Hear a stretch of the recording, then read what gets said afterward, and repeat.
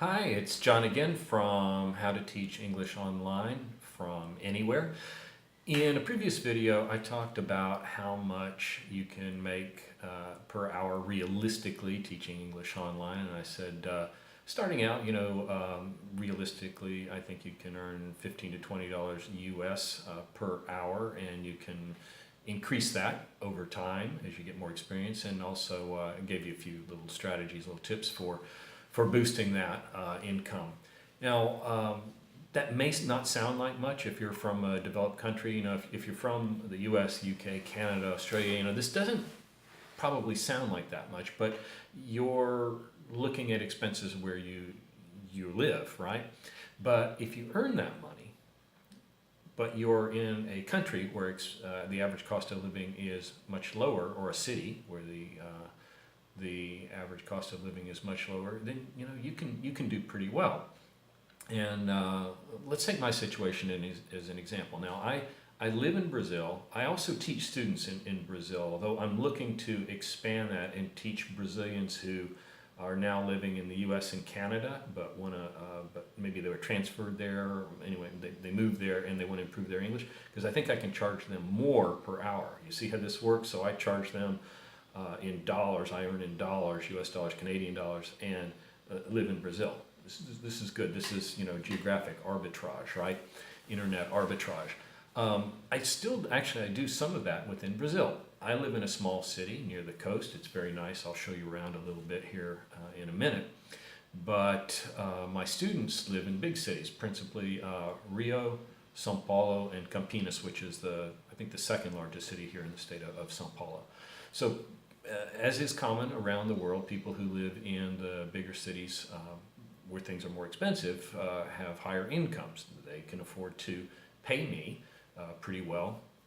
And as I mentioned in the previous video, my students pay me a fixed amount at the beginning of each month. For that month, I have a nice dependable income, and I live pretty well. I have a nice little one-bedroom apartment here in a newer building, fully furnished.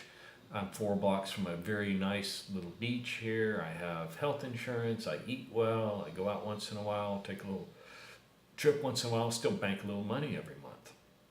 So, and I get all of this by working 20 to 25 hours a week teaching English online. So, that it's not a bad life. Now, I stay very busy because I do other projects. I have this course, I write articles and so on. But if you want to kind of coast, or you just want to work on your surfing, or learn foot volley, which is like beach volleyball played without hands, if you can imagine that, popular sport here in Brazil. But if you just want to work kind of half time and enjoy life the rest of the time, that's absolutely certainly possible. It's possible here in Brazil, but if you follow the philosophy of slow travel, which is something like that Nora Dunn over at Professional Hobo preaches, you can. There are a lot of places where you can go and live pretty well. So if instead of paying for hotels every night, or even hostels, if you rent an apartment for a month in a place, you can live pretty cheaply. You go out, you buy your food, you cook it in the house, and in the apartment, you can really live very well. All you really need is a computer and a good internet connection, and you're set up to teach. And it's really very nice. Like I like Brazil. I like where I am now, but by teaching online, I've been able to hop around and live in different cities in Brazil. Also, last year I kind of got a wild hair, as I do once in a while, and I went to Colombia for 3 months. I went to kind of build my Spanish back up, see some old friends there, and so I did. And during that 3 months, I spent time in basically 3 different cities there. And see, lifestyle is absolutely possible for you. So for most of you, it's easy to travel to another country and stay 90 days there. It depends obviously on what passport you hold and where you're going, but that's pretty comfortable, pretty easy usually. So you could go for 90 days to this place, rent an apartment, kind of explore around there, learn a little bit of the local language, and then hop on to the next place. And you can fund that by teaching English online. So teaching English online is a great way to fund travel, world travel, and you can hop around. It's nice too because it allows you to kind of sidestep a lot of the visa and work permit issues. For example, let's look at some countries in Europe. Italy, Spain, France. These are popular countries for people to visit. But if you're not a member of one of the Schengen area countries, one of the European Economic Union of countries, it's currently about 26 countries. If you're not a citizen or legal resident of one of those countries, it's going to be difficult for you to work legally in that country to get a work permit. They prefer to give jobs to people who are resident there. And so what do you do if you want to go spend extended time in these countries, but you don't have enough money just to sit on and coast? You're going to need to work, and you can't get a job legally, there. What do you do? Well, traditionally, a lot of people have taught under the table. That was really, really common in the Czech Republic a few years ago. But it's getting harder to do this today, and people who are working illegally sometimes get ejected from the country. Now imagine on the other hand, you go to Spain, very nice place, and you want to hang your hat in Barcelona for a while, nice city, but it's hard to find work there. It is, there are a lot of people who are looking for jobs teaching English there. It kind of drives the prices down and so on. But imagine that instead of competing head-to-head in there and maybe having to work illegally, which presents all kinds of issues, that you're teaching online. You're teaching somebody in a completely different country, Are you really even working in Spain? Well, you're not taking work from somebody there in Spain, so you're probably not going to run into any kind of difficulties with the authorities, and how are they even going to know what you're doing from your apartment? So teaching English online is a great way to fund world travel by allowing you to work from wherever you are and not have to deal with the work visa and work permit issues. Okay. Now I do want to say, I'm not going to get into the whole topic of taxes, but you're probably still going to need to pay taxes somewhere, probably back wherever the country that issued your passport. But as far as being able to avoid the whole issue of applying for a work permit and work visas, which can get really complicated sometimes, you can sidestep all that. So there's a lot of advantages to teaching English online.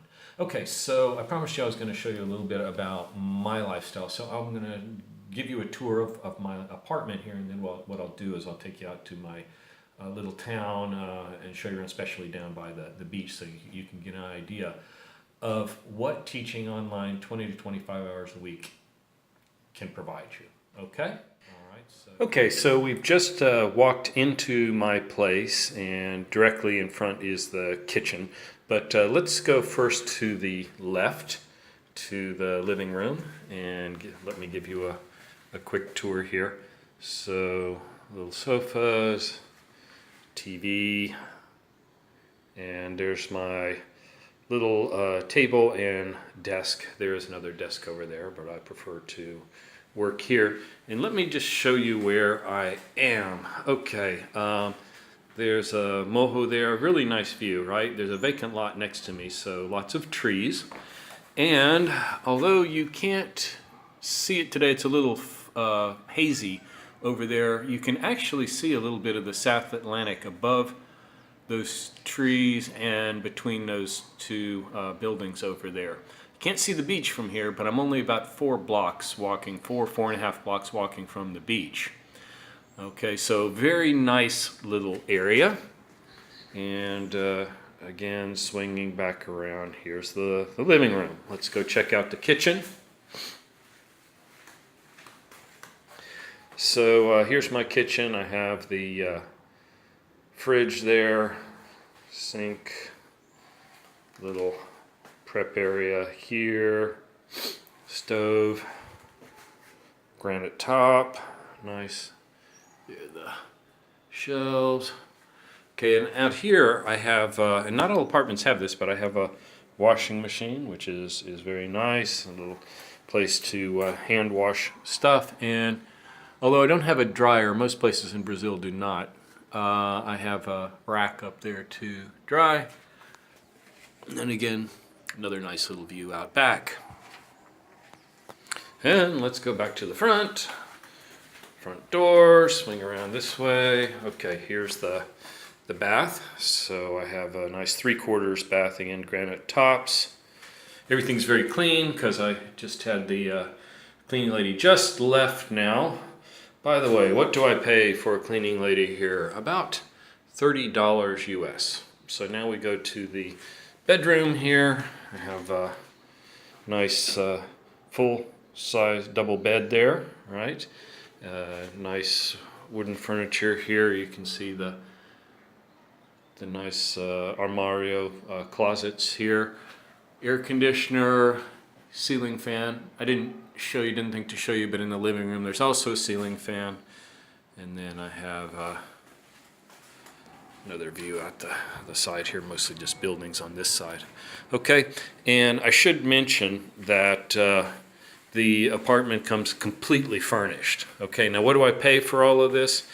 I pay 1,500 reais, which right now is maybe 435 US, and that includes the rent, includes the furniture, includes water, includes the monthly association dues. So all of that. I have to pay the other utilities, gas, electricity, and internet, but they all together, I'd have to total up there, but they don't run me $100 a month. Okay, that's what your money can buy down in a small city in Brazil. Now, I've talked about how you can live for very cheaply in many countries, and I want to give you an example of that. Every week, every Wednesday, I go to a farmer's market here, which is only about 2 blocks from my apartment.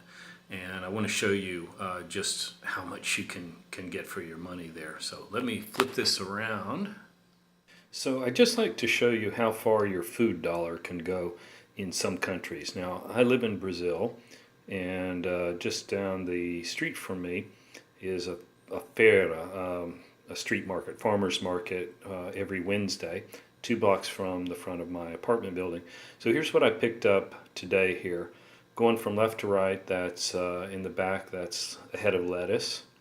In front is celery. In the back there, that's spinach. Some nice Roma tomatoes, a big old bell pepper, some potatoes, onions, and carrots. All of this cost me 25 reals. In current exchange rates, that's probably about $6.50 US. So figure from there. Not too bad. That's a lot of salads. I'll saute up the peppers with some zucchini and onions there. Maybe make a stew out of this. All of this for you know, about what, 20 or 30 minutes worth of teaching, right? So 20 minutes worth of teaching. Pretty amazing, huh? So this is my beach, Tombo Beach, very near my home. 3-4 blocks from here. This is one of only 4 beaches in Brazil which have been awarded the Bandeira Azul, blue flag, which is an international award for having an environmentally protected beach, clean beach.